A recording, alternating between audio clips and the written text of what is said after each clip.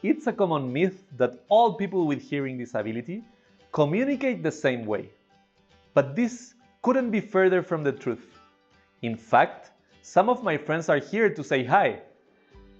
Hello, my name is Lizzie.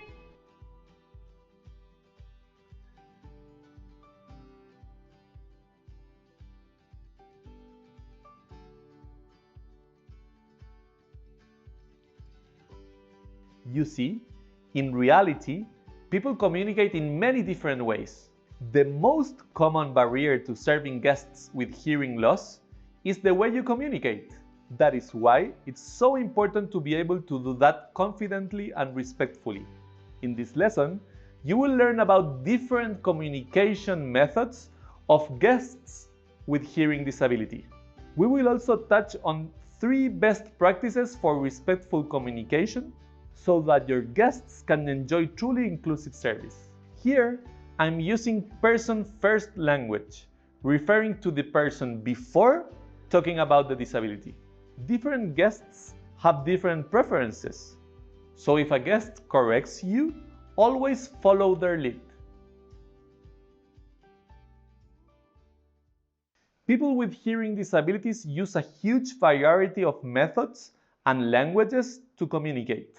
Let's explore 5 of the most common methods you might come across and how to best respond. The first one you are probably thinking of is sign language.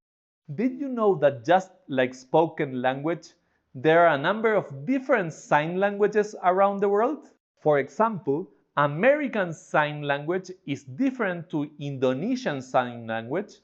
Learning a few words or phrases in sign language doesn't take long, but it can have a huge impact on the service experience for your guests with hearing disabilities. The next method I want to talk about is through a sign language interpreter. Make sure you talk directly to the guest, not to their interpreter. Only switch to talk to the interpreter if the guest asks you to do that explicitly. The same goes for writing. Write directly to a guest, not to the interpreter. And on the topic of writing, we come to our third method, writing notes. This is recommended for short and simple interactions, such as inquiries about room rates and availability, or questions about restaurant menu items. You can carry a notepad and pen or a mobile phone to type on. Lip reading is another technique. Not all people with hearing loss are comfortable with lip reading. So it's a good idea to ask. If there is a misunderstanding, you can repeat yourself or rephrase, but don't speak louder. And avoid chewing gum, smoking, or placing your hands near your face while talking, so they can see your lips well. Guests can also use technical devices, such as cochlear implants. Sometimes it might be easy to assume those with hearing aids can hear well. But devices cannot cure hearing loss, so always face the guest when you speak. However a guest prefers to communicate, as always, it's essential to communicate respectfully. Imagine you are assisting a guest who has hearing loss, and you want to share some information with them. What would you do? I've got 3 tips.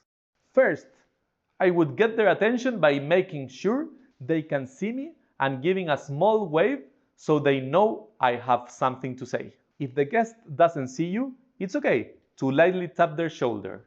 Now that you have their attention, you can share the information. But what if the guest doesn't understand you? You are tight on time and the information isn't essential? Would you A. Say, "Oh, it's nothing important," and then move on to another guest? Or B. Repeat yourself? In this case, I would recommend option B. Phrases like, "It's not important. It's nothing. Forget it. Never mind. I'll tell you later," can make the guest feel like they are not important enough for you to take the time to explain. Make sure to include the guest in the conversation. Next, you are giving the guest a tour through a quiet area with a lot of other people around. The guest is laughing with other friends and doesn't realize they are being too loud and disturbing other guests. What would you do? Again, treat the guest like any other. Let them know which of their actions is making noise in a polite and discreet way. You don't need to directly reference the guest's disability. Simply say, Would you mind being a bit quieter, please? Your voice is carrying a bit. guests with hearing loss are sometimes unaware of the volume of their voice or bodily functions, like chewing or burping. Politely let them know and don't make a big deal out of it. Lastly, if you notice that a guest with a hearing disability looks confused, you can ask if they need any support and follow their instructions. But remember, if they decline help, take no for an answer. Now over to you. Research 5 myths about people with hearing disabilities. Do any of these myths surprise you?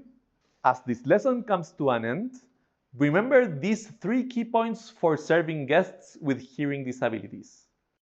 People with hearing loss use a range of ways to communicate, not just sign language and lip reading.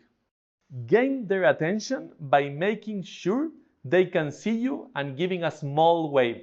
And include them in conversation and respond politely and discreetly to any noise they might make.